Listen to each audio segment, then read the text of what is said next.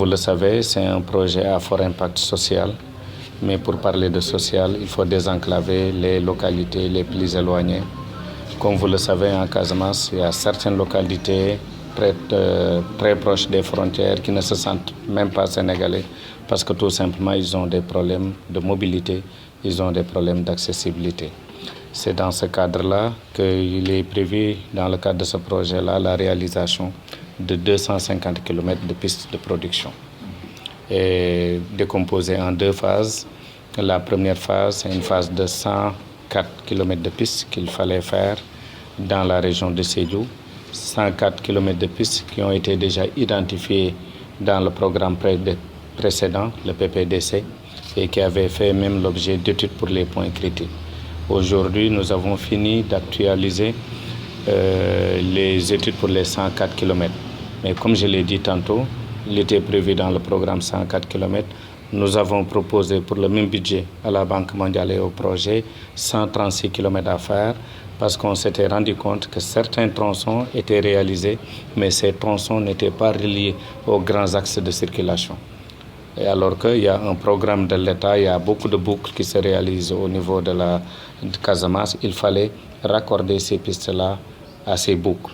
C'est ce que nous avons fait, c'est la raison pour laquelle nous sommes passés de 104 à 136 km en gardant le même budget. Pourquoi? Parce que tout simplement, certains programmes étaient passés, ils ont eu à faire des travaux. Ces travaux méritent d'être entretenus et améliorés. Parce que très rapidement, ces travaux-là ont connu quelques dégradations qu'il faut stabiliser pour assurer une certaine durabilité des infrastructures que nous. Maintenant, pour le reste des 250 km, les 146 que nous allons porter certainement à plus de 146, nous allons élaborer ce qu'on appelle un plan de mobilité rurale. C'est un document de planification qui prend en charge tous les aspects, non seulement de mobilité, d'accessibilité, mais les questions de genre, les questions de priorisation. En fait, une programmation qui ne laisse aucun secteur en rade pour les trois régions de la Casamance. C'est pour cela qu'on fait dans un premier temps les 104 km, mais dans un deuxième temps, avant de faire le linéaire restant, il faut d'abord stabiliser le plan de mobilité rurale pour les trois régions. Et à partir de ce moment-là, on va faire ce que nous pouvons faire dans le cadre de ce programme-là.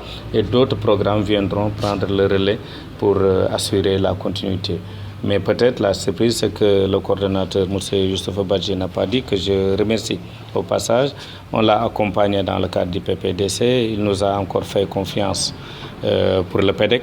Ce qu'il n'a pas dit, la Banque mondiale est prête à augmenter même le budget si on décaisse très très rapidement. Et nous, on est là pour booster les décaissements, pour décaisser vite, pour mettre à la disposition des populations très rapidement les pistes de production.